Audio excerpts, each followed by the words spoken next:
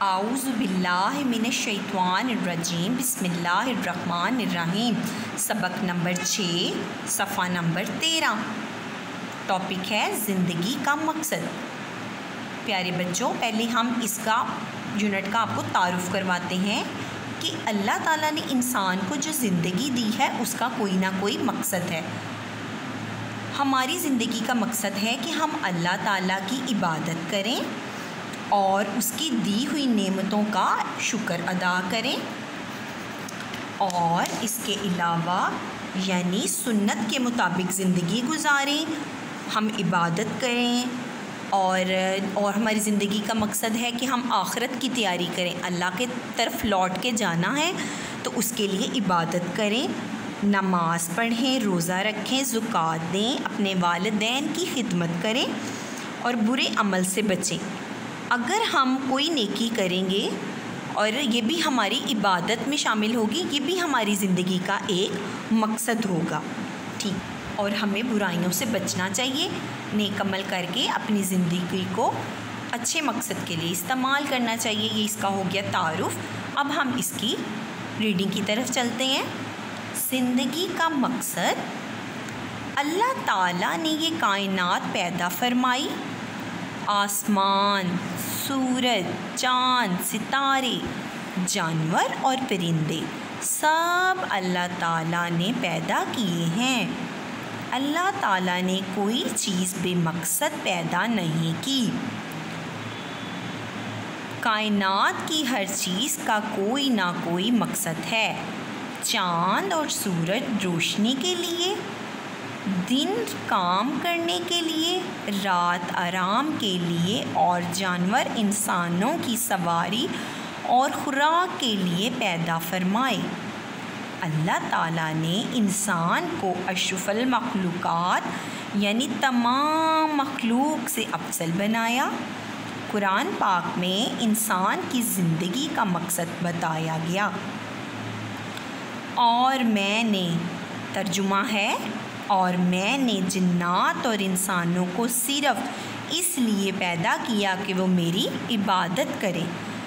ہم انسان ہیں، ہماری زندگی کا مقصد اللہ تعالیٰ کی عبادت کرنا ہے۔ ہماری زندگی کا مقصد ہے اللہ تعالیٰ کی عبادت کرنا۔ نیکسٹ پیج پہ، کھانا پینا، سونا اور دنیا کے سارے کام ہماری ضرورت ہیں۔ دنیا کے یہ تمام کام تو ہم ویسے بھی کرتے ہیں، لیکن اگر ہم یہ کام اللہ تعالیٰ کے حکم کے مطابق کریں تو یہ کام عبادت بن جاتے ہیں۔ اللہ تعالیٰ نے ہمیں ہدایت دینے کے لیے اپنے رسول صلی اللہ علیہ وآلہ وسلم کو بھیجا اور ہمیں حکم دیا۔ ترجمہ، بے شک رسول اللہ صلی اللہ علیہ وآلہ وسلم کی ذات میں تمہارے لیے زندگی گزارنے کا بہترین طریقہ ہے۔ رسول اکرم نور مجسم صلی اللہ علیہ وآلہ وسلم کی زندگی کے ہر عمل سے اللہ تعالیٰ کو بہت محبت ہے، اس لیے یہ مسلمان اپنا کام رسول اللہ صلی اللہ علیہ وآلہ وسلم کے طریقے یعنی سنت کے مطابق کرے گا تو اس کا کام وہ کام میں عبادت بن جائے گا، ٹھیک ہے۔ مثال کے طور پر جس طرح ہمارے پیارے نبی صلی اللہ علیہ وآلہ وسلم نے پانی پیا، اگر ہم بھی اس طرح پانی پئیں گے تو ہمارا پانی پینا بھی عبادت بن جائے گا۔ یعنی کہ بچوں، اگر ہم سنت کے مطابق پئیں گے پانی تو یہ بھی ہماری عبادت میں شامل ہوگا۔ نیکسٹ آ جائیں۔ اس لیے ہمیں زندگی کا ہر کام اللہ کے رسول کی سنت کے مطابق کرنا چاہیے۔ ہم اس دنیا میں آخرت کی تیاری کے لیے آئے ہیں۔ ہر ایک کو موت آنی ہے، کوئی جلدی اور کوئی چند برس زیادہ جی کر چلا جائے گا۔ اس کے بعد ہمیشہ ہمیشہ رہنے والی آخرت کی زندگی شروع ہو جائے گی۔ اس دنیا میں ہمیں آخرت کی تیاری کے لیے نماز، روزہ، زکوٰۃ، والدین کی خدمت اور بہت ساری نیکیاں جمع کرنی ہیں۔ کل قیامت کے دن ہمارے اعمال ترازو میں تولے جائیں گے۔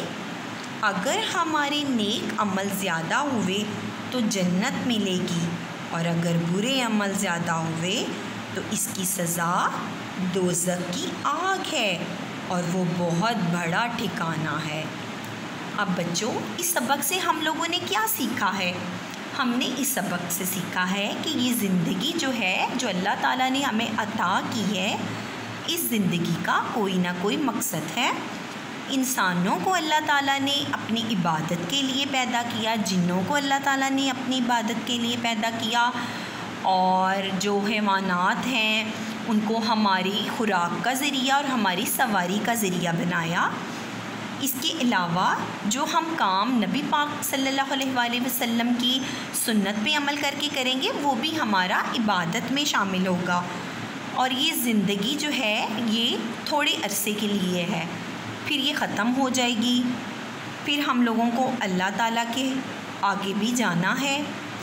اس کے لیے ہمیں کیا کرنی چاہیے؟ تیاری کرنی چاہیے۔ اس زندگی کا مقصد ہے ہم اس کی عبادت کریں، گناہوں سے توبہ کریں، اپنے والدین کی خدمت کریں، روزہ رکھیں، زکوٰۃ ادا کریں۔